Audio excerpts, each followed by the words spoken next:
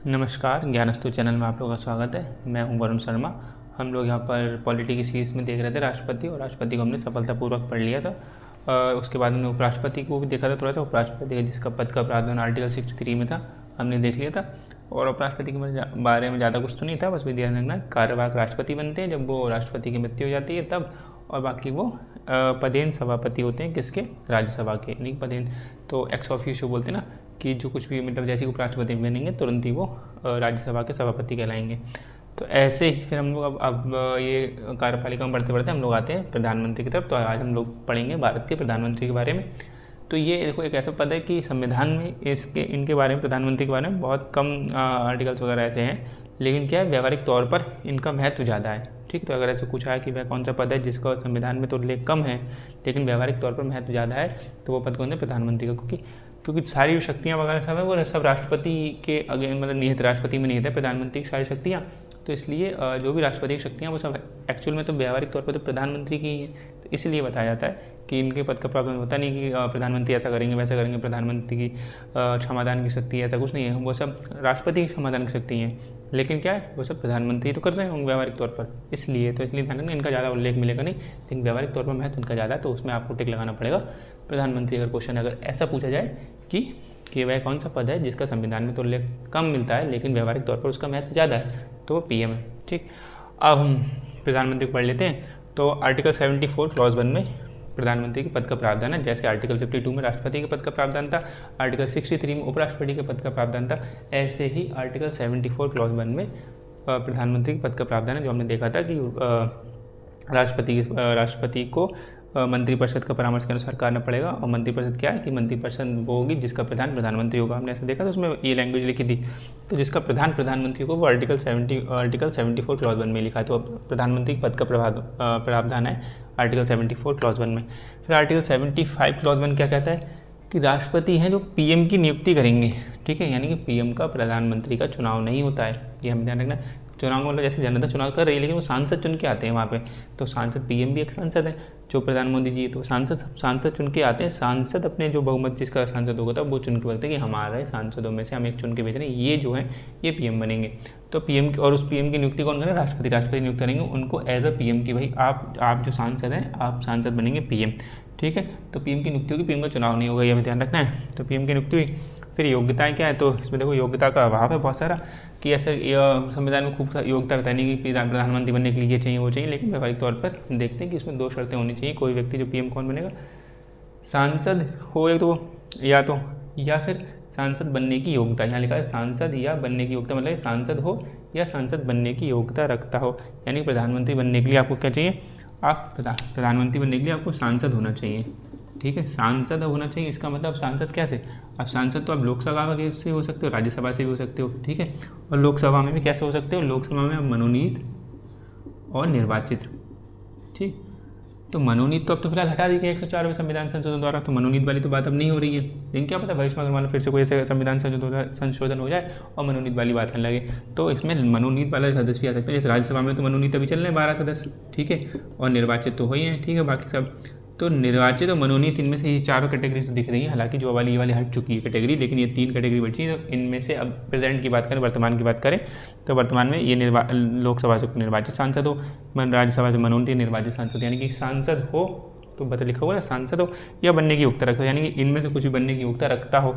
तो अगर योग्यता रखता हो लेकिन वो सांसद अभी नहीं है, अभी कोई गैर सांसद व्यक्ति, अगर कोई गैर सांसद व्यक्ति है और वो पीएम बनना चाहता है तो उसको पीएम बना दिया जाएगा, लेकिन उसे 6 महीने को उसे पीएम बना दिया जाएगा, लेकिन उसे 6 माह के भीतर सांसद बनना पड़ेगा। ठीक है, सांसद का चुनाव लड़ना पड़ेगा, सांसद बनना पड़ेगा। अगर वैसा बन जाता है तो वो आगे कंटिन्यू करेगा पीएम के पद को, अदरवाइज उसको पीएम के पद से त्याग देना पड़ेगा। तो जनरली वो सब चीज़ देखी जाती है।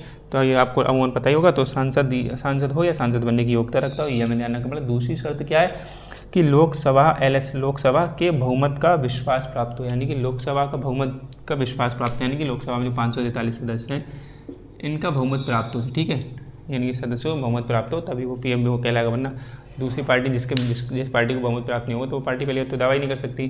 ठीक है, तो ये तो नॉर्मली सी बात है, जिसको बहुमत प्राप्त होगा उसी दल का बनेगा, या फिर गठबंधन जोड़ के बनाए लोग। ठीक है, तो गठबंधन से बनाएंगे तो भी बन जाएगा। तो हम लोग यहाँ पर क्या समझना पड़ेगा, ये हो गई योग्यताएँ।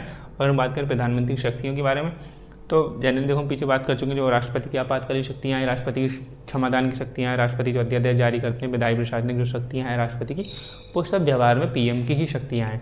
ठीक है, तो हम लोग पीछे पढ़ चुके हैं। लेकिन बस क्या है, अब हम ये जो मैंने लिख रखा है शक्तियाँ लिख रखा है, तो ये तो संविधान में उल्लेख नहीं, जो सब चीज़ें लिखी बात है संविधान में ऐसा नहीं लिखा हुआ है। ये हम लोग व्यवहारिक तौर पर पढ़ रहे हैं कि व्यवहारिक तौर पर पीएम क्या क्या कर सकते हैं। तो पीएम क्या क्या कर सकते हैं व्यवहारिक तौर पर, लेकिन संविधान में जो राष्ट्रपति की शक्तियाँ वो सब पीएम की शक्तियाँ हैं। ठीक है, तो हमें यहाँ पर समझना पड़ेगा पीएम की शक्तियाँ क्या है। जैसे ये लिखा हुआ है मंत्रिपरिषद या ठीक है, मंत्रिपरिषद के निर्माण जीवन और मरण माह है, एक मिनट सही कर, जीवन और मरण, मंत्रिपरिषद के निर्माण जीवन और मरण, ठीक है, का केंद्र जो प्राइम मिनिस्टर होता है, वो प्राइम मिनिस्टर क्या है, मंत्रिपरिषद यानी काउंसिल ऑफ मिनिस्टर, हम बात कर चुके हैं पीछे कि मंत्रिपरिषद और मंत्रिमंडल में क्या अंतर होता है। तो मंत्रिपरिषद और मंत्रिमंडल में एक छोटा सा अंतर समझ लो, वैसे मुझसे पिछले वाली क्लास में एक और बता चुका हूँ। बाकी अभी आगे हम ठीक से मंत्रिपरिषद और मंत्रिमंडल पढ़ेंगे तो और ज़्यादा क्लियर होगा। जैसे ऐसा समझना है, ये जो बड़ा है, एक बड़ा एरिया बना देता हूँ, ये जो बॉक्स है ये मान लिया हो गया मंत्रिपरिषद, ठीक, ये हो गया मंत्रिपरिषद यानी काउंसिल ऑफ मिनिस्टर्स। इसमें बहुत सारे मंत्री होंगे, बहुत सारे, तो एक इसमें बॉक्स में एक बना दिया, ये बना दिया मैंने, ये इसमें बहुत सारे मंत्री, ये बन गया कैबिनेट मंत्री। ठीक है, देखिए कैबिनेट मंत्री यानी इसी कैबिनेट मंत्री को क्या बोलते हैं, मंत्रिमंडल, इसका दूसरा नाम क्या है, मंत्रिमंडल। तो ये मंत्रिमंडल होगा, ये वाले मंत्री बन गए, ये बन गए कौन से, राज्य मंत्री, मान लो बना दी इनको राज्य मंत्री, तो ये मंत्री, ये वाले हो गए राज्य मंत्री स्वतंत्र प्रभार वाले, जो स्वतंत्र प्रभार के होंगे, ठीक है, राज्य मंत्री होंगे लेकिन स्वतंत्र प्रभार इनका अलग मंत्रालय बना होगा। और ये मान लो उपमंत्री होगा थोड़े देर, तो यानी कि ये सब उपमंत्री, राज्य मंत्री, स्वतंत्र प्रभार, राज्य मंत्री, कैबिनेट मंत्री, ये सब मंत्री जो होंगे वो किस में आ जाएंगे, मंत्रिपरिषद में। ठीक है, यानी कि मंत्रिपरिषद एक बड़ी संस्था हो गई और मंत्रिमंडल यानी कि कैबिनेट, ये जो हो गए छोटी संस्था हो गई। तो यहाँ पर कह रहे हैं कि जो पीएम होता है वो पीएम मंत्रिपरिषद के जीवन मरण निर्माण यानी कि मंत्रिपरिषद को बनाना है, एक तो पहली बात तो मंत्रिपरिषद को बनाना तो पीएम चुनेंगे। ठीक है, पीएम इस मंत्रिपरिषद को चुनेंगे कि कौन कौन मंत्री कैबिनेट में बैठेगा, कौन कौन राज्य मंत्री होगा, कौन कौन राज्य मंत्री स्वतंत्र प्रभार होगा, कौन कौन मंत्री उपमंत्री होंगे, कौन कौन, फिर इसके बाद विभागहीन मंत्री भी होते हैं, वो अलग है बात करें, लेकिन ये मंत्रिपरिषद में आ जाएंगे जनरली। तो ये कह रहे हैं कि पीएम के बारे में बात हो रही, तो पीएम इसका निर्माण करेगा मंत्रिपरिषद का, इसके जीवन मरण यानी कि जो व्यक्ति इसमें बैठेगा, किसको हटना है, किसको फिर से लाना है, हटाना बचाने सब कौन कर सकता है, पीएम के हाथ में। तो पीएम की शक्ति ये व्यवहारिक तौर पर ही है। ठीक है, संविधान में उसके ऐसे विशेष उल्लेख नहीं है। तो हमें क्या देखना है यहाँ पर कि मंत्रिपरिषद के निर्माण, अब कहते हैं पीएम इनके इस मंत्रिपरिषद के पीएम केंद्र में है, तो पीएम केंद्र में, अब क्यों केंद्र में, तो उसके रीजन है। जैसे पीएम जो है पीएम की सलाह पर, ठीक है, पीएम की सलाह पर संघ मंत्रियों की नियुक्ति होगी, यानी कि पहले तो राष्ट्रपति ने पीएम की नियुक्ति कर ली, अब पीएम सलाह देंगे राष्ट्रपति को कि राष्ट्रपति जी इनको संघ मंत्री बना दो, मतलब जैसे उन्होंने डिसाइड कर लिया, अब मैं पेपर दे रहा हूँ, इन पर साइन कर दो, इनको विदेश मंत्रालय को प्रमुख बनाया जाता है, इनको गृह मंत्रालय का प्रमुख बनाया, इनको कानून मंत्रालय का, इनको कपड़ा उद्योग का, इनको खाद्य का, तो ऐसे करके सबको अपने अपने पीएम बताएंगे, पीएम सलाह पे राष्ट्रपति नियुक्त करेंगे, तो पीएम की सलाह पर संघ मंत्रियों की नियुक्ति होगी, यानी कि यहाँ पे बन रहे हैं, यानी कि अब मंत्रियों को चुना जा रहा है कि ऐसे तो इनका निर्माण हो रहा है, तो इसका मतलब निर्माण का मतलब कौन कर रहा है, पीएम करवा रहे हैं। ठीक है, अब इनकी नियुक्ति हो रही है यहाँ पर, और यहाँ पर देखो मैं कहीं लिखा था, कहाँ ये लिखा है, बर्खास्त, यानी कि मंत्रियों को बर्खास्त, यानी कि अब जो मंत्री इनको हटाया भी जा सकता है, इनको कैबिनेट से बाहर निकाला जा सकता है। आपने सुना होगा कैबिनेट मंत्री नितिन गडकरी को कैबिनेट से हटा दिया गया था बीच में। ठीक है, तो कैबिनेट से हटाना बाहर हो सकता है, राज्य मंत्री बना दिया, या यहाँ भेज दिया, या यहाँ भेज दिया, या बाहर से कोई मंत्री को किसी को उपमंत्री बना दिया, या किसी को राज्य मंत्री स्वतंत्र प्रभार बना दिया। तो यही नियुक्ति करना, बर्खास्त करना, ये सब पीएम के हाथ में, पीएम सलाह करेंगे राष्ट्रपति को, राष्ट्रपति साइन करके बनाते रहेंगे, बिगाड़ते रहेंगे, बनाते रहेंगे, बिगाड़ते रहेंगे। तो ये देखिए नियुक्ति करना, बर्खास्त करना। फिर क्या है, पीएम के हाथ में कि मंत्रालय और जो विभाग, ठीक है, एक मंत्रालय होता है बड़ा था, उस मंत्रालय के अंदर विभाग हुआ, उसका बंटवारा, यानी कि जैसे ये मान लो ऐसे गृह मंत्रालय हो गया, ठीक, अगर इसको हमने मान लिया ये एक बड़ा सा गृह मंत्रालय हो गया, वो मिनिस्ट्री हो गई।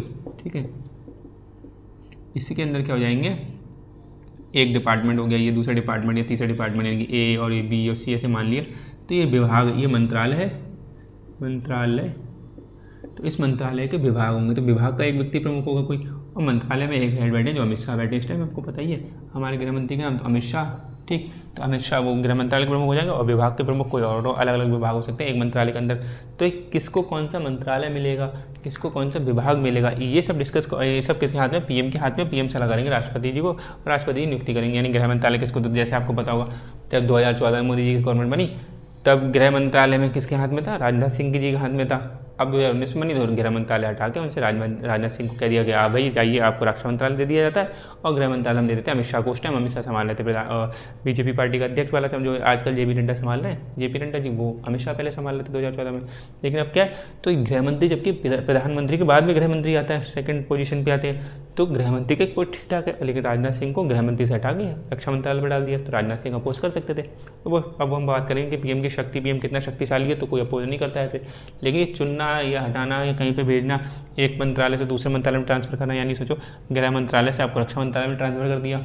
उनको पीएम के उनको पार्टी के बाहर, वो मंत्रिपरिषद में भी नहीं थे उस टाइम अमित शाह, क्योंकि वो तो बाहर थे, अध्यक्ष थे, तो बाहर से सीट उठा के यहाँ पर भी डालना। तो ये सब चीज़ें क्या है, ये पीएम के हाथ में है। तो मंत्रालय या विभाग का बंटवारा करना ये पीएम के हाथ में। तो पीएम की शक्ति हम समझ रहे हैं ना। तो एक शक्ति, पहली शक्ति देख रहे हैं कि मंत्रिपरिषद का आपको निर्माण कर रहे हो, आप निर्माण कर रहे हो, उसका जीवन मरण आपके हाथ में है। ठीक है, बंटवारा हो गया। मंत्रियों का श्रेणी क्रम, यानी कि मंत्रियों के बीच में श्रेणी डांटना। श्रेणी क्रम का मतलब होता है कि सबसे ऊपर नीचे कौन कौन है। तो जैसे कैबिनेट मंत्री जो होते हैं, कैबिनेट मंत्री वो सबसे ऊपर आ जाएंगे, उसके नीचे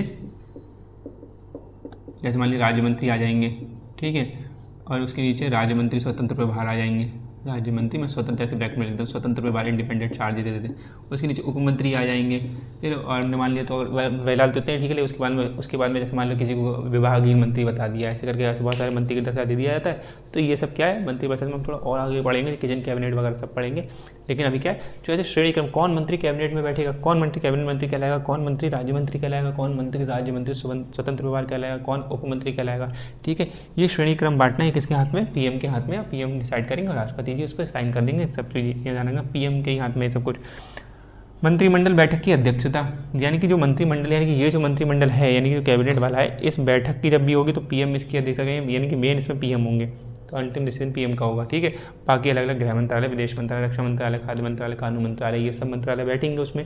मंत्रालय का मतलब उनके प्रमुख बैठेंगे और वो सब आपस में बात होगी कि भैया कि कोई शिक्षा मंत्रालय कहेगा कि हमें यहाँ से इतना बजट चाहिए। वित्त मंत्रालय कहेगा कि अभी हमारे पास बजट नहीं है, हम नहीं दे पाएंगे। या फिर मान लो स्वास्थ्य मंत्रालय कह रहा है कि हमें थोड़ा सा ऐसा बजट चाहिए, वित्त मंत्रालय फिर मना कर रहा है। या वित्त मंत्रालय स्वास्थ्य को दे रहा है, शिक्षा को नहीं दे रहा है, तो स्वास्थ्य मंत्रालय कहेगा कि हमें इतना बजट चाहिए, वित्त मंत्रालय कहे ठीक है, तुम कर दिया जाता है, सैंक्शन कर दिया जाता है। शिक्षा मंत्रालय कहता है इतना बजट चाहिए, नहीं दे रहे हैं। तो यहाँ जब मंत्रिमंडल की बैठक होगी तो शिक्षा मंत्रालय यहाँ पे अपनी बात उठाएगा कि मोदी जी से कि भाई हमें देखो, हमें इतना बजट चाहिए, ये चीज़ बहुत जरूरी है, वो जरूरी है। तो प्रधानमंत्री वित्त मंत्रालय से ही पूछेंगे कि भाई क्या दिक्कत जा रही है इनको बजट देने में। तो वो कहेंगे सर इतनी दिक्कत है, ऐसी दिक्कत है, हमारे पास बजट इस टाइम लॉस चल रहा है, हम यहाँ पर तो अफोर्ड कर सकते हैं, यहाँ पे अफोर्ड नहीं कर सकते हैं। तो ये सब बातें सब मंत्रिमंडल में होंगी। लेकिन अध्यक्षता कौन करेगा, चेयरमैनशिप किसके हाथ में होगी, यानी कि पीएम के हाथ में होगी। पीएम जो फाइनल डिसीजन लेंगे, पीएम कहेंगे अगर शिक्षा मंत्रालय कहेंगे अभी तुम रुक जाओ थोड़ी देर, कोई बात नहीं, अभी ऐसे बजट की, या फिर स्वास्थ्य मंत्रालय कहेंगे अब तुम रुक जाओ, ऐसा वैसा, किसी से भी अब वित्त मंत्रालय से कह सकते कोई बात नहीं, इन्हें दो, हम मैनेज कर लेंगे, कुछ भी जैसा भी होगा, ये अल्टीमेटली पीएम के हाथ में होगा, ठीक है। तो हमने देखा कि मंत्रियों को श्रेणी क्रम और मंत्रिमंडल बैठक की अध्यक्षता पीएम करेंगे, ठीक। फिर मंत्रियों को बर्खास्त तुम समझ ही चुके हैं। अब मृत्यु या त्यागपत्र, अगर मृत्यु या त्याग पर संपूर्ण मंत्रिपरिषद भंग हो जाती है, मतलब क्या है कि अगर पीएम की, यानी कि पीएम की मृत्यु हो गई, ठीक, यानी कि मंत्रिपरिषद है, तो इस मंत्रिपरिषद में पीएम, यहाँ पर इस मंत्रिपरिषद में पीएम भी होंगे। मंत्रिपरिषद का मतलब होता है पीएम प्लस अन्य मंत्री, ये हम जब आगे पढ़ेंगे कि कितना 15% चाहिए होता है, ठीक है, तो वो हम सब देखेंगे। तो और राज्यसभा में देखेंगे, सॉरी राज्यों में देखेंगे, विधानसभा वाले में देखेंगे, कम से कम 12 तो होने चाहिए, ऐसे अगर हम सब कुछ पढ़ेंगे उसमें। लेकिन क्या है, पीएम प्लस अन्य मंत्री होंगे मंत्रिपरिषद, तो पीएम तो होंगे उसमें। तो अगर पीएम प्लस अन्य मंत्री, यानी कि क्या, पीएम प्लस अन्य मंत्री, जो अन्य मंत्री में जैसे कैबिनेट मंत्री है, ये सब राज्य मंत्री, ये आएंगे, इनको मिला के बनेगा कौन, मंत्रिपरिषद। तो अगर पीएम की मृत्यु हो गई या पीएम ने त्यागपत्र दे दिया, कुछ भी हो गया पीएम के साथ, यानी पीएम की कुर्सी पे नहीं बैठने लगे बच्चे, तो वहाँ पर क्या है, सारे अन्य मंत्री को ही नहीं, मंत्रिपरिषद को भी त्यागपत्र देना पड़ेगा, यानी पीएम के ही टाइम तक हुआ है। यानी कि जैसे पीएम को त्यागपत्र देना पड़ेगा, पीएम की मृत्यु हो गई, तो जैसे मृत्यु हो गई तो क्या होता है कि दूसरा चुन लिया जाता है, अलग बात। लेकिन पीएम जब हट रहे हैं तो वहाँ से पीएम को त्यागपत्र दिया ना, जब पीएम की मृत्यु हो गई तो पार्टी में से दूसरा कोई नेता चुन लिया जाता है उस टाइम के लिए। लेकिन उस टाइम के लिए मंत्रिपरिषद सब भंग हो जाते हैं, यानी कि वो मंत्रिपरिषद, ये मंत्रिपरिषद जो बनी है पीएम के हिसाब से बनी है। अब दूसरा पीएम आएगा तो पीएम के हिसाब से दूसरी मंत्रिपरिषद बनेगी, चाहे भले ही वो दूसरा पीएम फिर से यही वाली चुन ले कि ठीक है राष्ट्रपति जी इन्हीं को नियुक्त कर दो, ये ठीक बने थे, तो अलग बात है। लेकिन उस टाइम ये मंत्रिपरिषद इन पीएम की द्वारा बनाई गई है।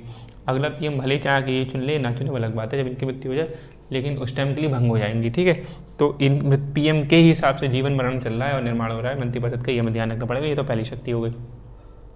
अब दूसरी शक्ति क्या हो वही वाली कि राष्ट्रपति की सभी शक्तियाँ व्यवहार में पीएम की शक्तियाँ, यानी कि जैसे आपातकाल की शक्तियाँ हमने देखी, राष्ट्रीय आपात लगाना, राष्ट्रपति शासन लगाना, ठीक है, क्षमादान की शक्तियाँ हैं, वित्तीय आपात है, ये जो शक्तियाँ हैं, अध्यादेश जारी करने की शक्तियाँ, ये जो पीएम जो राष्ट्रपति को दे दी गई हैं शक्तियाँ, वो व्यवहारिक तौर पर पीएम की ही शक्तियाँ हैं, यानी कि पीएम ही अध्यादेश जारी करते हैं, यानी कि पीएम ही, मतलब वही मंत्रिमंडल की सलाह वगैरह सबकी होती है, मंत्री वो तो वो भी हम समझना पड़ेगा, लेकिन उसमें भी अल्टीमेटली पीएम की चलेगी।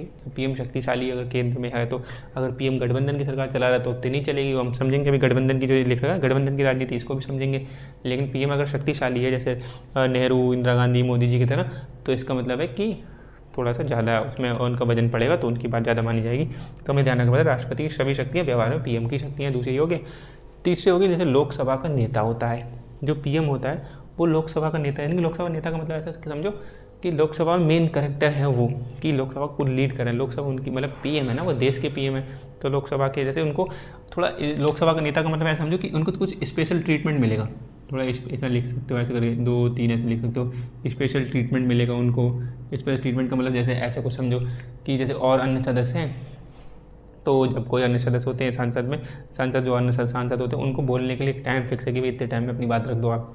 लेकिन पीएम को थोड़ा सा अधिक समय दिया जाता है कि वो पीएम है, बोल रहे हैं, देश के पीएम बोल रहे हैं, तो उनको थोड़ा समय दो, तो उनको समय ठीक ठाक दिया जाता है, उनको टाइम बाउंडेशन नहीं लगाई जाती उनके बोलने पर, उनके भाषण देने पर, वहाँ पर लोकसभा में दे रहे हैं जब तक, ठीक है। और ऐसी जैसे मान लिया ये कि अब उनकी एंट्री होगी, तो पीएम की जब एंट्री होगी तो स्टैंडिंग ओवेशन, मतलब सब खड़े हो जाते हैं, ये थोड़ा सम्मान होता है, ये नियम शर्तें हैं सब उसमें लोकसभा के उसमें, तो उसमें नियम वगैरह है कि हाँ पीएम आएंगे जनरली। अब वो किसी भी पार्टी का पीएम होगा, जब वो पीएम होगा तो हम पीएम का सम्मान कर रहे हैं, ना कि उस व्यक्ति का। अलग वो लोग होते हैं कि व्यक्ति, कुछ लोग अंदर व्यक्ति से, जैसे मोदी जी से बहुत लोग चिड़ रहे होंगे, या राहुल गांधी बन जाए तो राहुल गांधी से बहुत लोग चिड़ेंगे, ठीक है, ये सब सांसद में अलग चलेगा। लेकिन जब राहुल गांधी पीएम अगर बन जाएंगे तो आपको पीएम का पद का सम्मान करना पड़ेगा, जब एंट्री होगी तो आपको खड़ा होना पड़ेगा, ठीक है, ये सब चीज़ें उसमें है। तो ऐसे एंट्री पे ऐसे करना पड़ेगा, या फिर वही टाइम बाउंडेशन नहीं बोलने के लिए, ये सब क्या है स्पेशल, इसे बोलते हैं लोकसभा का नेता, यानी कि पीएम जो होगा वो लोकसभा का नेता होगा। तो लोकसभा को नेता को आपको सम्मान देना है, यानी कि खड़े हो जाना है, उनको बोलने के लिए थोड़ा समय देना, उनके लिए बीच में डिस्टर्बेंस ज़्यादा नहीं होनी चाहिए, ये चीज़ें वो सब चीज़ें, क्योंकि वो पीएम है, ठीक है, देश के पीएम है, तो इसलिए लोकसभा के नेता तो बन सकते हैं, ये भी ध्यान रखना है। अब वो बीच की कड़ी होते हैं पीएम बीच की कड़ी, किन किन की बीच की कड़ी है, एक तो देखो राष्ट्रपति जी होंगे और एक होंगी मंत्रिपरिषद, यानी कि राष्ट्रपति, यहाँ पे लिख देना राष्ट्रपति और मंत्रिपरिषद के बीच की कड़ी। राष्ट्रपति और मंत्रिपरिषद के बीच की कड़ी कैसे, कि यानी कि क्या है, ये राष्ट्रपति हो गए, ये मंत्रिपरिषद हो गए। अब इस राष्ट्रपति को, किस मंत्री को चुनना है, किसको निकालना है, मतलब राष्ट्रपति को नियुक्ति करना है और राष्ट्रपति हटा रहा है, पद मुक्ति कर रहे हैं, तो इनको चुनना है, इनको पद मुक्त करना है, इनको चुनना है। बीच में कौन बैठे, पीएम बता राष्ट्रपति इनको चुन लो, चुन लिया, इनको नियुक्ति कर दी, इनको हटा दो, इनकी पद मुक्ति कर दी, ठीक है, ये सब कौन कर रहे हैं, राष्ट्रपति कर रहे हैं, लेकिन बीच में पीएम आ रहा है, तो बीच की कड़ी है मंत्रिपरिषद और इनके बीच में पीएम बैठे हुए हैं कि भाई इनको चुनो, इनको मत चुनो, ये सब समझ में आ रहा है। तो ये सब चीज़ें ऐसे हैं कि बीच की कड़ी में आप लिख सकते हो कि राष्ट्रपति और मंत्रिपरिषद के बीच की कड़ी होती है पीएम। और जो पीएम होता है वो पदेन अध्यक्ष होता है, हमने बात कर चुके थे पिछली क्लास में, जैसे हमने देखा था जब एक्स ऑफिशियो देखा था कि सभापति होते हैं उपराष्ट्रपति जी, राज्यसभा के सभापति होते हैं, पदेन सभापति होते हैं। तो ऐसे ही पदेन अध्यक्ष भी होते हैं पीएम, जब कोई व्यक्ति पीएम बन जाएगा तो नीति आयोग है, अंतर्राज्य परिषद है, तो इनके वो क्या होंगे, अध्यक्ष होंगे, यानी पदेन अध्यक्ष होंगे। नीति आयोग लिख सकते हो आप, और नीति आयोग जैसी संस्था है, या फिर ये अंतर्राज्य परिषद जैसी संस्थाएं, इनके पदेन अध्यक्ष होते हैं, यानी कि जैसे ही पीएम बनोगे तो आप अध्यक्ष बन जाओगे नीति आयोग के, आप अध्यक्ष बन जाओगे अंतर्राज्य परिषद के, ठीक है। ऐसे ही विदेशों में वास्तविक प्रतिनिधि माना जाता है किसको, पीएम को, यानी कि राष्ट्रपति जी, ठीक है, राष्ट्रपति संवैधानिक प्रमुख, सबसे प्रथम नागरिक, भारत के प्रथम नागरिक राष्ट्रपति जी हैं। राष्ट्रपति जी जब कहीं जाएंगे, इस टाइम तो अभी तो मूवी, जब कहीं जाएंगी तो वो जाएंगे, तो इसका मतलब ये नहीं कि बहुत सारे कोई डिफेंस के सौदे होने हैं, या फिर मान लिया कोई ट्रेड का सौदा होना, ये सब जो डील होनी है, ट्रेड की डील या डिफेंस की डील जो होनी है, या कुछ भी ऐसी प्रकार की डील होनी है, वो पीएम से डील होंगी, यानी कि वास्तविक प्रतिनिधि किनको माना जाएगा। भले ही ऊपर संवैधानिक प्रमुख हैं, या फिर मतलब पहले नंबर पर आते हैं प्रोटोकॉल के टाइम पे, तो लेकिन फिर भी लोग क्या, जो बाइडन है, ठीक है, जो बाइडन है, या फिर मान लिया इमैनुअल मैक्रोन है, या पुतिन है, ठीक, या शी जिनपिंग है, ये लोग हैं जो अपने अपने कंट्री को लीड कर रहे हैं, इनमें वो पीएम मोदी से बात करेंगे, कोई भी उनको बात करनी है अगर भारत देश से, तो वास्तविक प्रतिनिधि किनको माना जाएगा, वास्तविक प्रतिनिधि माना जाएगा पीएम को, ना कि राष्ट्रपति जी को। तो ये चीज़ हमें ध्यान रखना पड़ेगा, ठीक। तो ये सब शक्तियाँ पीएम की शक्ति होगी, जो काफ़ी हद तक बहुत ज़्यादा व्यावहारिक, ये कहीं उल्लेख नहीं है संविधान में, ये सब व्यवहारिक तौर पर निकल के आने कि व्यवहारिक तौर पर ऐसा ही होता है, लेकिन सब कुछ राष्ट्रपति के नाम पर हो रहा है, ठीक है। पीएम अगर कोई डील भी करेंगे वो राष्ट्रपति के नाम से डील होगी, ठीक है, ये सब चीज़ें हैं, लेकिन मेन चीज़ तो पीएम संभालेंगे, क्योंकि पीएम है head of state, head of government. Head of state कौन, राष्ट्रपति, ठीक है। और वहाँ पर अमेरिका में जो बाइडन हेड ऑफ स्टेट भी है और हेड ऑफ गवर्नमेंट भी है, ठीक है, ये हमें ध्यान रखना पड़ेगा। तो हमारे यहाँ हेड ऑफ स्टेट अलग है और हेड ऑफ गवर्नमेंट अलग है। वो हेड ऑफ स्टेट है राष्ट्रपति द्रौपदी मुर्मू और हेड ऑफ गवर्नमेंट है मोदी जी इस टाइम, ठीक है, वर्तमान में। अब स्थिति क्या है, पीएम की स्थिति अगर हम समझ लेते हैं तो पीएम की स्थिति समझने में क्या है कि अगर स्थिति की बात करें तो कहते हैं कुछ लोग पीएम जब कोई ज़्यादा बहुमत हो जाए, जैसे इंदिरा गांधी के टाइम पे या नेहरू जी के टाइम पे या फिर मोदी जी के टाइम पे, इनमें क्या है कि उन्होंने बताया कि क्या ये तानाशाह की तरफ बढ़ते चले जाते हैं। नहीं, जब बहुमत होता है, बहुत सारा बहुमत है आपके पास, तो आप क्या कर सकते हो, आप अपने प्रकार से चुनाव आप जीत के अगर बहुमत आपके पास है तो आपने बिल फटाफट अपनी मर्जी के पास करा सकते हो बहुत सारे। तो लोग तानाशाह का आरोप लगाने लगते हैं कि डेमोक्रेटिक वाला मामला बन रहा है, ठीक है, डेमोक्रेटिक हटते हटते आप लीडरशिप हटते हटते जो लीडरशिप आपकी डेमोक्रेटिक है इस पर हटते आप जा रहे हो तानाशाह की तरफ, डिक्टेटरशिप की तरफ जा रहे हो। तो डेमोक्रेटिक से आप डिक्टेटर की तरफ जा रहे हो, तो वो तानाशाह का आरोप लगने, जैसे मोदी जी पर आरोप लगने लगे थे कि मोदी जी डिक्टेटरशिप की तरफ जा रहे हैं, डिक्टेटर बनते जा रहे हैं तानाशाह। तो अगर जैसे ये जो पीएम का जो मतलब हम लोग पढ़ रहे हैं, जैसे ये उन एग्ज़ाम में थोड़ा ज़्यादा काम में आएगा जिनमें रिटन की बात आ रही हो या कहीं इंटरव्यूज़ हैं तो वहाँ पे ऐसे पूछ सकते हैं। जैसे ऑप्शन वाले क्वेश्चन में बहुत कम बन पाते हैं, वो राष्ट्रपति से आपको अच्छे खासे बनेंगे। राष्ट्रपति को और लिखने वाले राष्ट्रपति, जैसे अगर हम यूपीएससी के हिसाब से बात करें तो प्री और मेन में राष्ट्रपति दोनों काम में आएंगे। प्रधानमंत्री थोड़े प्री को हटते मेन्स में ज़्यादा काम में आएंगे कि ऐसे क्वेश्चन आपसे आ सकता है कि वर्तमान में पीएम की जो स्थिति है वो तानाशाह की स्थिति बनती चली जाती है। ऐसे कुछ मतलब नाम वगैरह नहीं लिखना, या फिर क्या कोई प्रधानमंत्री कभी तानाशाह की तरफ बढ़ सकता है या नहीं बढ़ सकता है, ऐसे पूछ लिया जाएगा। नाम मोदी जी या राहुल गांधी या फिर किसी मनमोहन सिंह इनका नाम लेने से बचा जाएगा। वहाँ पर क्वेश्चन ऐसे पूछेगा क्या वर्तमान में या फिर कोई पीएम जो है भारत का प्रधानमंत्री वो इस स्थिति को पहुँच सकता है कि वो तानाशाह बन जाए। तो ऐसे करके आपको बताना, तो वहाँ पे इस टाइम बताना है क्या निर्वाचित तानाशाह है मोदी जी, अगर मोदी जी की बात करें, या प्रधानमंत्री जो होता है, जो प्रधानमंत्री के पास इतनी शक्तियाँ हैं सब, तो वो क्या निर्वाचित तानाशाह बन जा रहा है कि मंत्रिपरिषद को चुनना, कभी भी हटा देना, कभी मंत्रालय कौन सा मंत्रालय किसको देना है, कभी गृह मंत्रालय दे दिया इनको, कभी रक्षा मंत्रालय दे दिया, ये सब क्या है, ये सब पीएम के हाथ में आएंगे। तो पीएम के निर्वाचित तानाशाह है। तो अगर ऐसा कहीं क्वेश्चन पूछा जाए इंटरव्यू में या कहीं क्वेश्चन लिखने के लिए ऐसे राइटिंग में पूछा जाए तो उत्तर क्या मिलना है, पीएम के बारे में, मतलब कोई और व्यक्ति जैसे किम जोंग उन पूछा जाए तो नहीं, किम जोंग उन के बारे में लिख दिया। यहाँ पर जो नॉर्थ कोरिया का है, हम यहाँ पर क्या है पीएम को देखना, वर्तमान के पीएम को या फिर भारत के पीएम को। तो भारत के पीएम क्या है, निर्वाचित तानाशाह पूछे तो सबसे पहले बोलना तो नहीं, ठीक है। तो वो कहेंगे अपने तर्क के पक्ष में मतलब अपने तर्क के पक्ष में आप उसको विश्लेषण करिए कि आपको तर्क दे रहे हो जो आप उसमें बताइए, अपने पक्ष में तर्क दीजिए, मतलब ऐसा। तो अपने पक्ष में तर्क देने के लिए आपने पहले नहीं करा, उसमें तर्क में क्या कि तानाशाह की जो शक्तियाँ होती हैं, आप तर्क क्या दे रहे हो, तानाशाह की जो शक्तियाँ होती हैं वो असीमित होती हैं। कि कोई तानाशाह है वो कुछ भी कर सकता है, उसको कोई रोक टोक नहीं लगाने वाला है। जैसे किम जोंग उनका बेस्ट उदाहरण है, ठीक है, वो अपने सारा कुछ, जैसे अभी रिसेंटली कोई बाढ़ आ गई थी वहाँ पे तो नॉर्थ कोरिया में, तो बाढ़ के लिए जो जिम्मेदार अधिकारी थे कि भैया आपको बाढ़ का सब मेंटेन करना है। जैसे आपको लग रहा है कि हाई अलर्ट आ रहा है तो आप पहले से उस एरिया में हाई अलर्ट दे दो, और आपको लगता है कि बहुत संभाली नहीं जाएगी तो उस एरिया को इवैक्यूएट कराओ, वहाँ से खाली कराओ लोगों को कि भैया आप लोग चलो, भैया बाढ़ ज़्यादा आ सकती है। कुछ भी ऐसा करने के लिए आपको जिम्मेदार ठहराया जा रहा है और आपने बाढ़ कंट्रोल नहीं करी, तो नॉर्थ कोरिया ने क्या करा, उन अधिकारियों को सज़ा दे दी, शायद फांसी की सज़ा भी आई थिंक कर दे दी। तो ऐसे करके उनको कर दिया कि भाई इन लोगों ने संभाल क्यों नहीं पाया बाढ़ को। तो ऐसे करके वहाँ उनको रोकने वाला भी नहीं कि अधिकारी को आप ऐसे समझा दे रहे हो।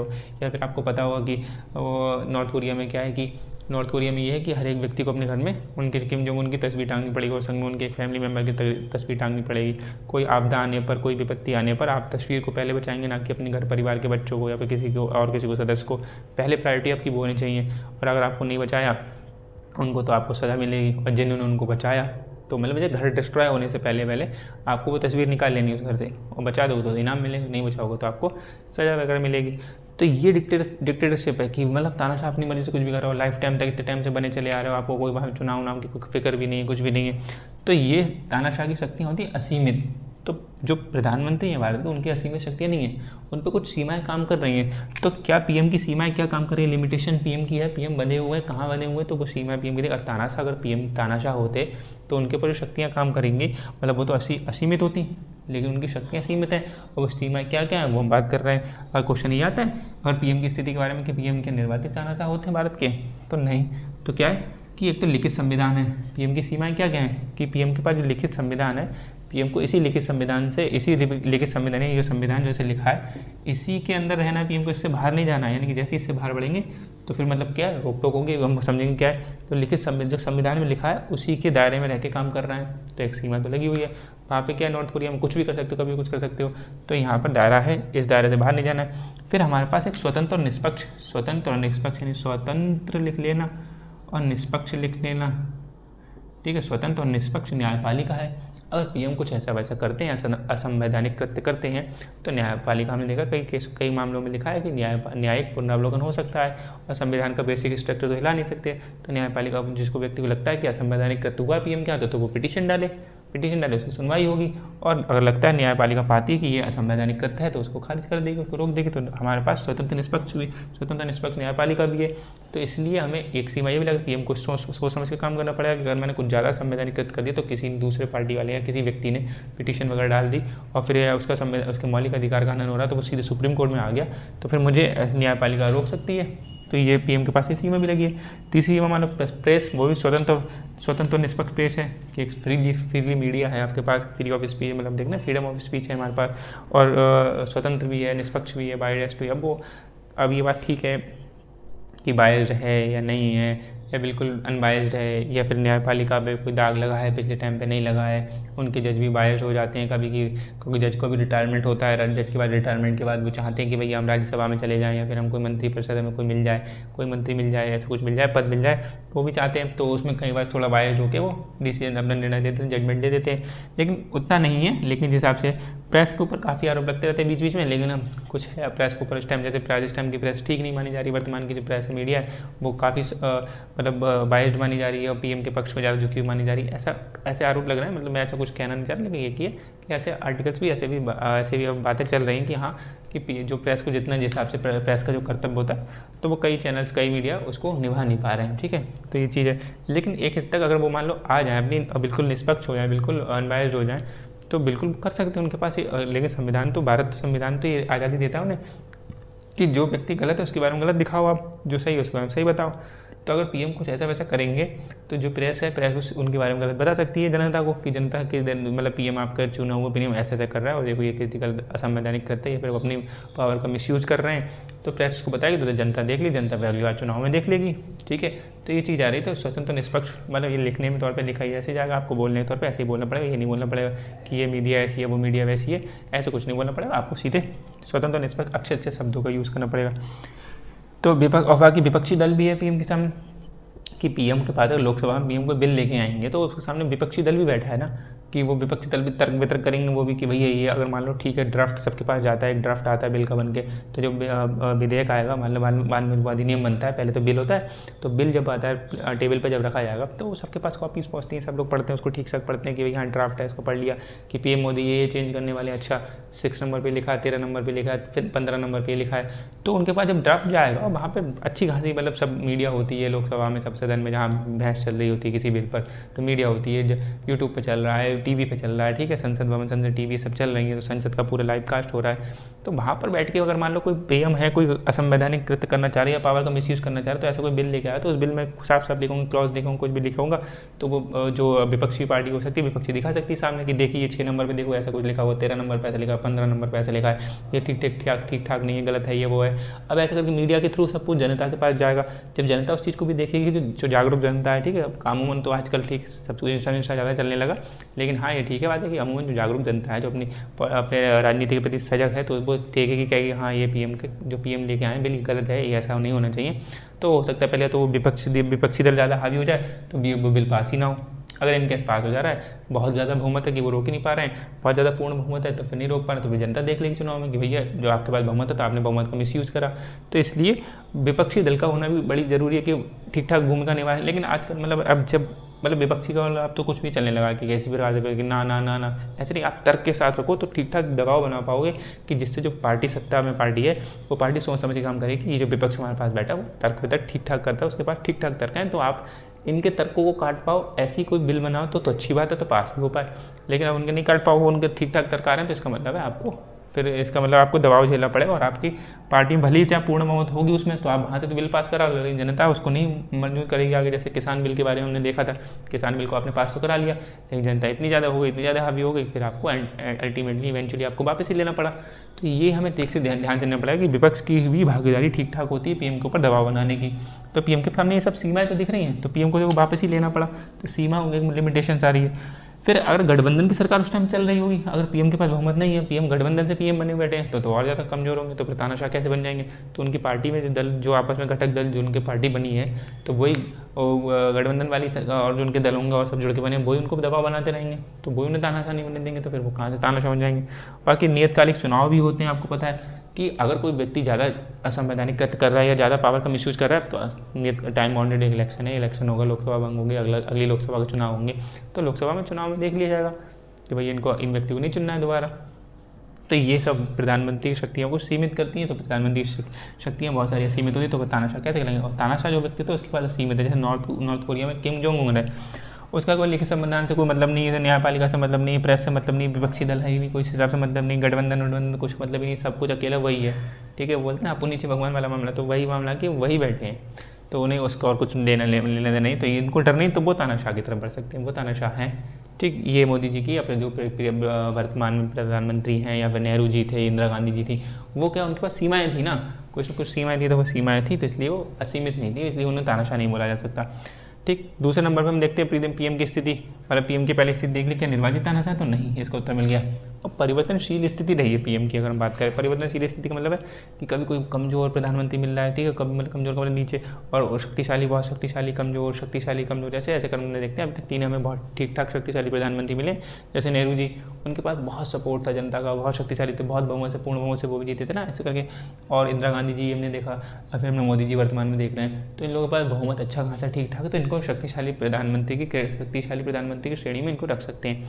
ठीक, और कमजोर पीएम के जैसे मनमोहन है और आदि बहुत सारे हैं ना, जो नरसिम्हा राव, गुलजारी नंदा थे, वो सब थे, ये सब पीएम जो है वो सब किस में रखेंगे हम, जैसे कमजोर पीएम में, मतलब इनको छोड़ के, क्योंकि इनकी स्थिति ज़्यादा मजबूत नहीं थी, ये कोई खुलेआम फैसले नहीं ले सकते थे, जो मजबूत फैसले लेते, जैसे इंदिरा गांधी ने लिया ना 1971 वाला फैसला लिया, इमरजेंसी का फैसला लिया, और नेहरू जी ने चीन वाला फैसला लिया, मोदी जी ने इतने सारे फैसले लिए, तो ये सब इनके ऐतिहासिक फैसले लिए, तो ना दमदार होने के नाते, कमजोर तो लिए, चाहे अच्छे गए गलत गए वो अलग बात है, लेकिन लिए न फैसले। मोदी जी नोटबंदी करी, नोटबंदी उतनी सफल नहीं रह पाई, लेकिन लिया तो फैसला गिना जाएगा उनको इतिहास में कि हाँ भाई इन्होंने लिया फैसला।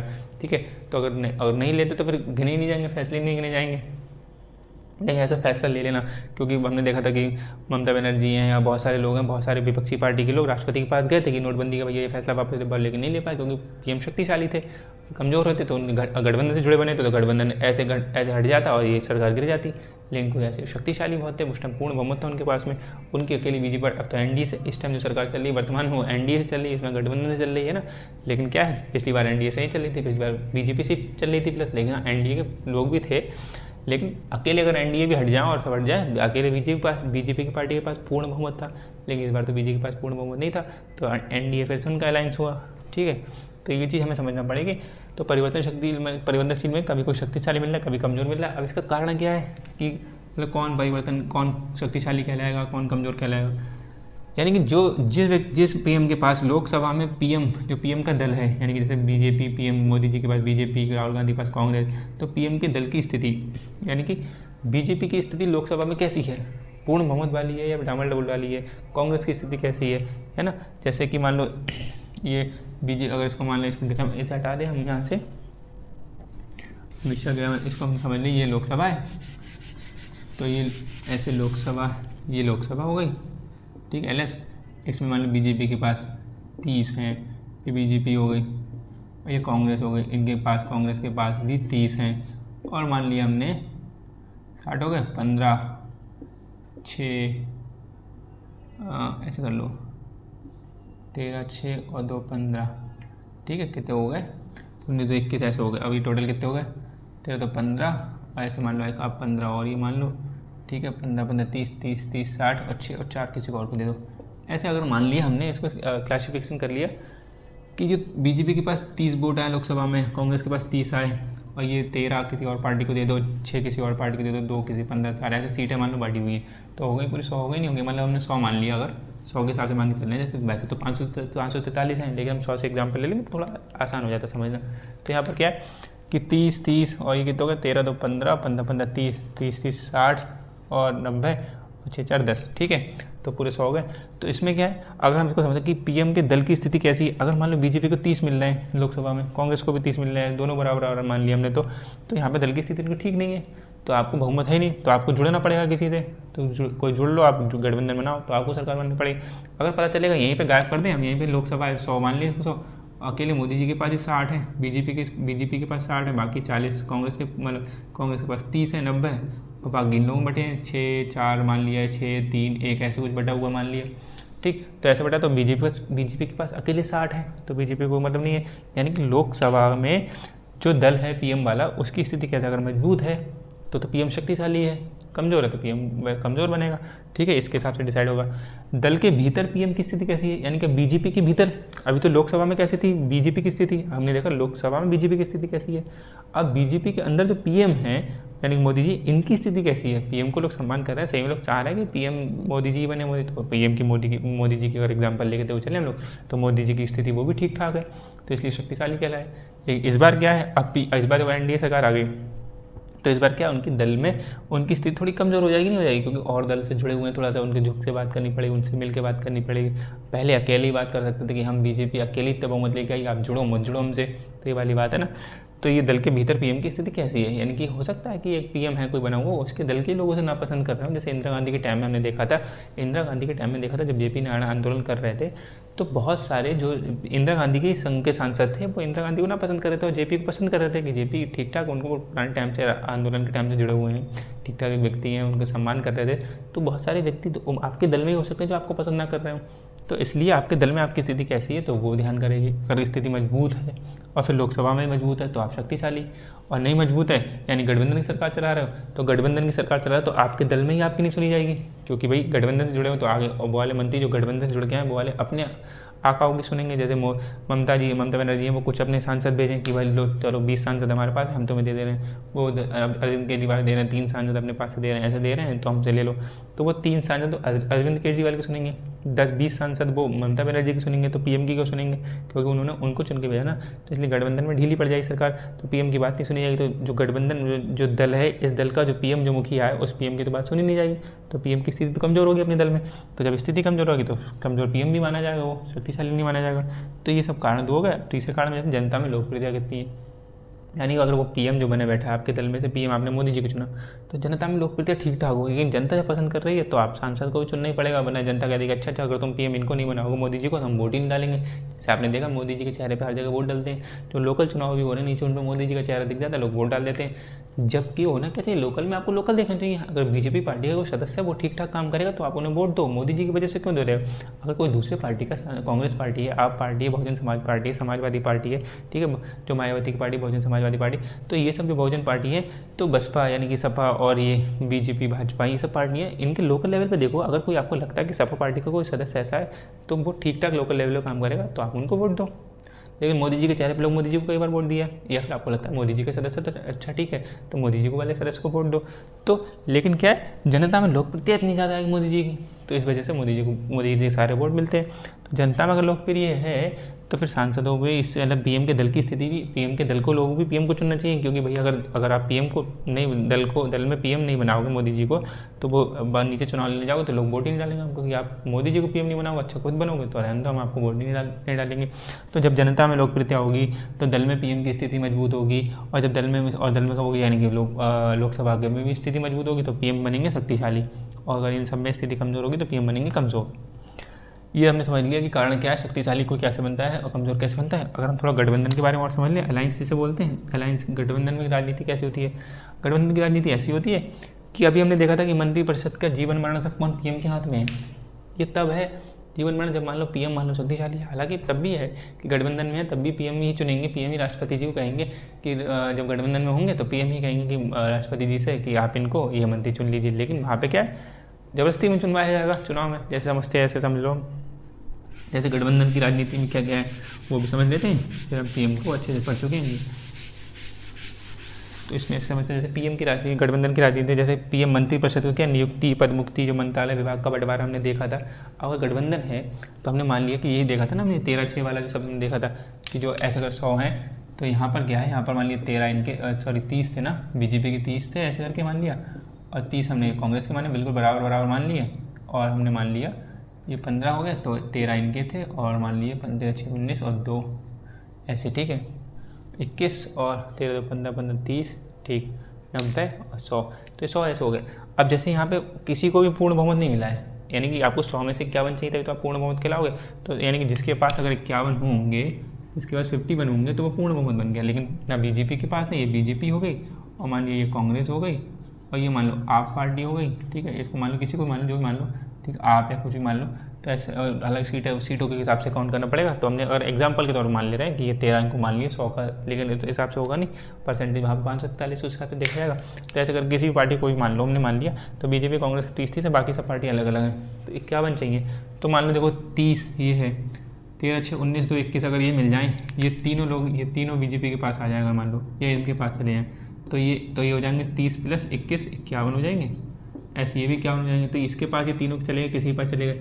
या मान लिया कि ये 13, ये 15 की 15, ये 15 इससे मिल जाए, अगर मान लो ये 15 है, ये वाले 15 कांग्रेस से मिल जाए, तो ये इनके पास 45 हो गए। तो हमने देखा कि ये तीनों तो मिल गए बीजेपी से, मान लिया, और ये तीनों मिल गए, ये दोनों मिल गए, ये दोनों में मिल जाए, या एक भी मिल जाए। अगर कांग्रेस से अगर दोनों भी मिल जाए, अगर मान लो, तो कांग्रेस से तो 15 4 19 हो जाएंगे।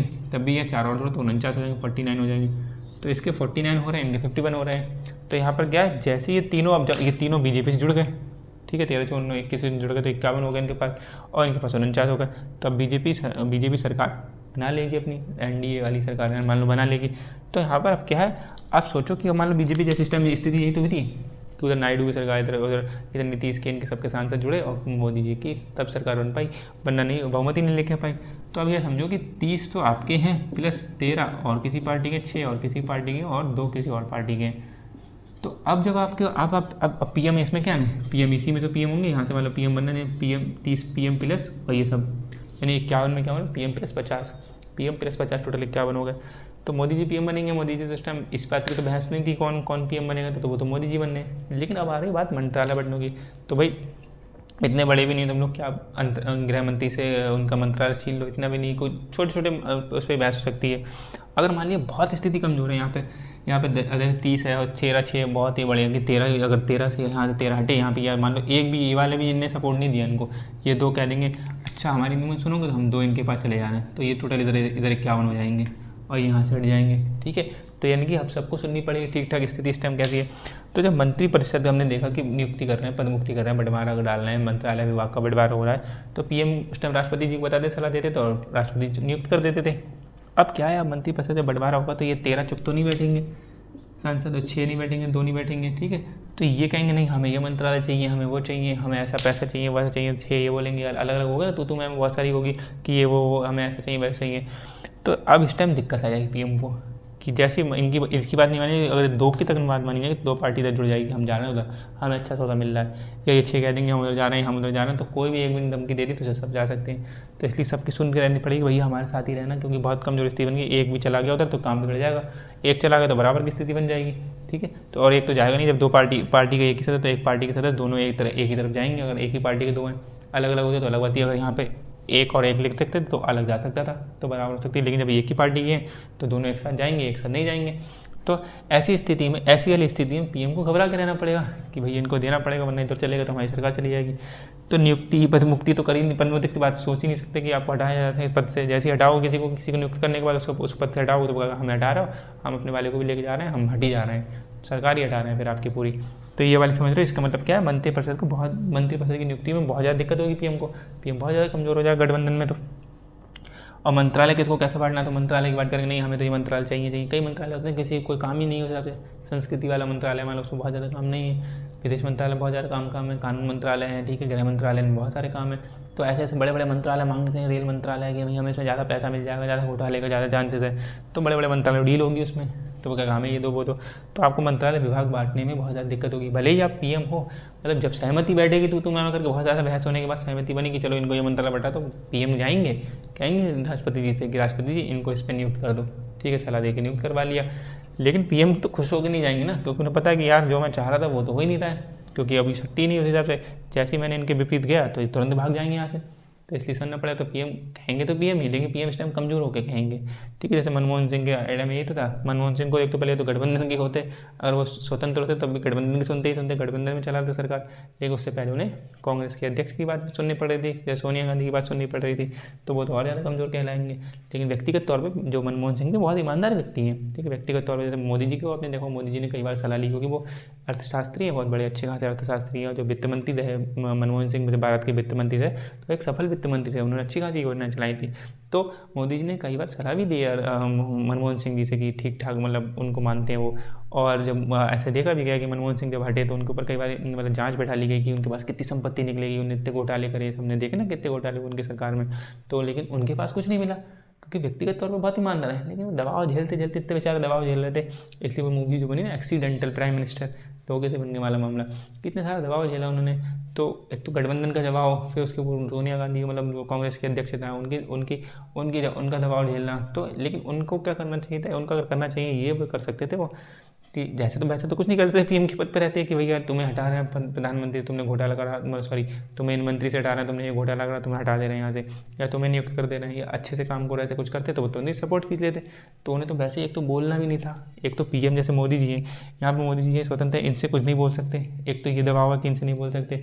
फिर एक मान लो कि इनके ऊपर एक आका बैठा होता, उनका दबाव होता कि तुम अपने आप भी कुछ नहीं बोल सकते, अपनी पार्टी के सदस्यों को भी कुछ नहीं बोल सकते, दूसरे पार्टी के सदस्य तो नहीं बोल सकते, लेकिन जो 30 हैं मोदी जी, इन 30 से तो कुछ बात कह सकते हैं कि भाई देखो ऐसा कर लो, इनसे तो कहोगे तो ये भाग लेंगे, तुम तो नहीं कर सकते। हालांकि ये भागेंगे तो इनके पास वो देखेंगे, एंटी डिफेक्शन लॉ वगैरह सब पढ़ते हैं, वो भी पढ़ेंगे आगे, तो वो सब हो जाएगा। लेकिन जो मनमोहन सिंह थे, मनमोहन सिंह तो अपने सदस्यों भी कुछ नहीं कह सकते थे क्योंकि उनके ऊपर उनकी आंखों में बैठे थे, कांग्रेस के अध्यक्ष थे वो बैठे थे, तो उनकी सुनना पड़ती थी। तो हो ये सकता था कि मनमोहन सिंह को इतना कर सकते थे कि वो त्यागपत्र दे सकते थे। जैसे उन्होंने ठीक ठाक लंबी सरकार चलाई, 10 साल तक प्रधानमंत्री रहे भारत के, तो ठीक। और व्यक्तिगत तौर पर बहुत ईमानदार व्यक्ति भी हैं, ठीक है, पर्सनली। लेकिन ये है कि अब उनके ऊपर इन्हें एक क्रेडिट मिल गया कि सबसे ज़्यादा भ्रष्ट सरकार किसने चलाई, वो इन्होंने चलाई, क्योंकि उनके टाइम में बहुत सारे घोटाले हुए। अब वो उन्होंने नहीं किए, ठीक है, उनको पता भी चाहे नहीं होगा, पता होगा नहीं होगा वो अलग की बात है, लेकिन वो शामिल उस हिसाब से नहीं थे क्योंकि उनके पास इतनी संपत्ति जब जांच बैठा ली है उनके पास, तो कोई जांच में उनके पास कोई संपत्ति खासा निकली नहीं जो मतलब जो कि घोटाले से करी होगी, पैदा करी होगी, वो कुछ दिखाई नहीं, क्योंकि वो ईमानदारी तौर पर जी रहे थे अपना जीवन, बस फंसे हुए थे बीच में। तो फंसे हुए व्यक्ति को क्या करना चाहिए, त्यागपत्र तो दे सकते थे, उनको इतना कर सकते थे कि वो त्यागपत्र दे दे, पीएम के पद से रिजाइन करते, कम से कम ये ठप्पा तो नहीं लगता कि इतनी भ्रष्ट सरकार चलाई किसने, मनमोहन सिंह ने। जबकि ये पता है कि मनमोहन सिंह ने नहीं चलाई, लेकिन पीएम को ही तो देखेंगे लोग, सब नाम तो पीएम का ही लेंगे। तो इसलिए क्या करना चाहिए था, वो त्यागपत्र दे सकते थे कि मैं पीएम के पद से त्यागपत्र देता हूँ, तो कोई दूसरा चुना जाता, कोई दूसरे व्यक्ति पे आरोप लगता कि तुमने भ्रष्ट सरकार चलाई है, कम से कम ये तो आरोप नहीं लगता।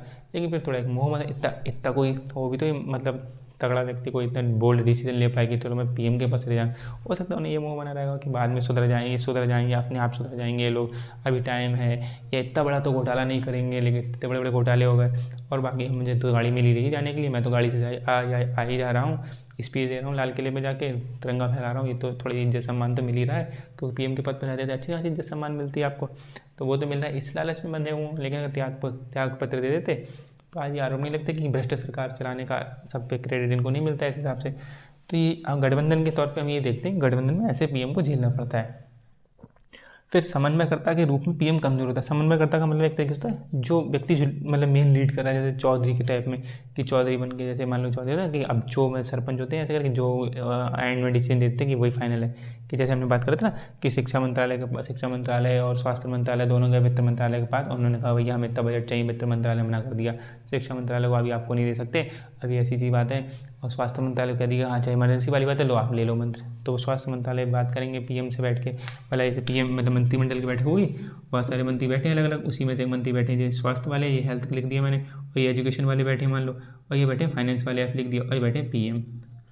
तो एजुकेशन वाला अपनी बात किया कि भैया पीएम को बताया कि हमें बहुत ज़रूरी है पीएम जी, और ये ऐसे ही हमें योजना निकाल ली बच्चों के शिक्षा के लिए, ऐसा कुछ करना है। फाइनेंस मिनिस्टर ने फिर उनसे जवाब मना कर दिया कि हम नहीं दे पाएंगे, तो फाइनेंस मिनिस्टर से पीएम पूछेंगे कि भैया वित्त मंत्रालय बताएं इनको जवाब, इनको भी बजट दे पाएंगे नहीं दे पाएंगे, तो उन्होंने बताएगी कि भाई इस टाइम सरकार ऐसी स्थिति चल रही है, टैक्स का ये लेन देन है, और टैक्स हमें इतना खर्चा करना है, इतने लोगों को लोन चुकाना है हमें, तो हमारे पास बजट नहीं है उस हिसाब से पास करने के लिए। भाई हेल्थ डिपार्टमेंट को थोड़ा दे सकते हैं क्योंकि भैया हेल्थ की बात ज़्यादा जरूरी है, तो हम उनको थोड़ा दे सकते हैं। तो पीएम समन्वय करते चौधरी के रूप में कह देंगे कि भाई ठीक है इनको मत दो, एजुकेशन शिक्षा मंत्रालय आप थोड़ी देर रुक जाओ कुछ टाइम तक, और अभी आपको बजट अलॉटमेंट करेंगे बाद में, लेकिन हम क्या अगली बार में देख लेंगे, अभी हम स्वास्थ्य मंत्रालय को दे लेने दो, तो उनको मानना पड़ेगा हाँ ठीक है। जब पीएम की स्थिति मजबूत है बता रहे हैं, तब कमजोर पीएम होगा तो पहले तो हो सकता है कि हेल्थ डिपार्टमेंट किसी और दूसरे वाले, मान लो इसके पास इस 13 के पास हेल्थ डिपार्टमेंट है या एजुकेशन डिपार्टमेंट, एजुकेशन मान लो, और इनके पास हेल्थ डिपार्टमेंट है, तो 13 वालों को अगर आपने नहीं दिया तो वो अच्छा हमें नहीं देगा तो हम खींच ले रहे हैं कुर्सी, ऐसा भी हो सकता है, तो देना पड़ेगा, तो वो भी चीज़ होती है। तो यहाँ पर क्या समन्वयकर्ता के रूप में पीएम कमज़ोर हो जाएगा। अगर पीएम गठबंधन में है तो पीएम यहाँ पर जो समन्वयक चौधरी के रूप में बन के बैठे थे जब शक्तिशाली थे तो आपने कह दिया तुम रुक जाओ, एजुकेशन वाले आपको बाद में मिल जाएगा और आपको दे देते हैं, तो ऐसा सुन लेते। लेकिन अगर मान लीजिए ये गठबंधन में पीएम होंगे और एजुकेशन वाला हुआ 13 वाला, तो अच्छा हमारे मंत्रालय को पैसा नहीं दे रहे, उन्हें सोच लो कि कोई मंत्रालय योजना बनाएंगे, पैसा इतना हम अपने पास रखेंगे उतना वो रखेंगे, वित्त मंत्रालय पैसा ले रहे हैं, बाद में पीएम जाने उनका काम जाने। लेकिन वही फिर वही बात है, और ऐसा नहीं करेंगे, हमारी बात नहीं मानेंगे तो हम अपना सपोर्ट खींच लेंगे तुरंत। वो तो बैठे ही तुरंत रेडी कि अब आ जाओ हमारे साथ, हम सरकार बना लेंगे अभी। तो ऐसा कर सकते हैं अविश्वास प्रस्ताव पारित करके, है ना। तो वही चीज़ यहाँ पर यही है कि जब पीएम गठबंधन में होंगे तो कमज़ोर हो जाएंगे, समन्वयकर्ता चौधरी के रूप में उनकी शक्ति कमज़ोर होगी, फिर चौधरी नहीं बन के बैठेंगे। तो ये डिसीजन लेंगे, एजुकेशन डिपार्टमेंट कहेंगे हमें इतना बजट चाहिए, वित्त मंत्रालय दिलवा दो, नहीं तो फिर हम क्या करेंगे, सपोर्ट खींच लेंगे, तो उन्हें दिलवाना पड़ेगा भैया। तो ये यहाँ पर कमज़ोर हो जाएगा पीएम। साझा न्यूनतम कार्यक्रम समझो क्या है कि गठबंधन में साझा न्यूनतम कार्यक्रम क्या है, कॉमन मिनिमम प्रोग्राम। यानी कॉमन मिनिमम प्रोग्राम के तहत क्या है कि जब ये गठबंधन की सरकार बनेगी 30 बीजेपी की, 13 ये, 6 और 2 अलग अलग हैं, तो ये लोग एक प्रोग्राम बनाएंगे। ये मान लिया एक गोला जमाना बना रही कि इसमें क्या है कि भैया ये वाला काम मतलब 1 नंबर 2 3 4 5 6 7 8 बटन बोले हमारे सब काम ना, हमारे जो भी काम होंगे, हमारी सरकार जो 5 साल तक अब चलेगी गठबंधन की, अगर चल गई तो ठीक है, तो चल गई तो 5 साल में तक हमारे काम ये रहेंगे, हमें इससे बाहर कोई काम नहीं पकड़ना है, हमें सब इसी काम में देख रहे हैं। इससे बाहर काम पकड़ोगे तो हो सकता है हमारा मंत्री फंस जाए, हमारा दूसरे घटक का मंत्री फंस जाए। तो इसलिए इससे बाहर पीएम मतलब कह देंगे, पीएम से बात करेंगे, पीएम तो आप बन रहे हो लेकिन ध्यान रख लेना इससे बाहर कोई काम नहीं करोगे, इसी के अंदर दायरे में रहते सब काम होने इस सरकार में, बस के बाहर काम नहीं है। यानी कोई और ऐसा कोई टॉपिक नहीं उठा लोगे जो हमें दिक्कत दे गई।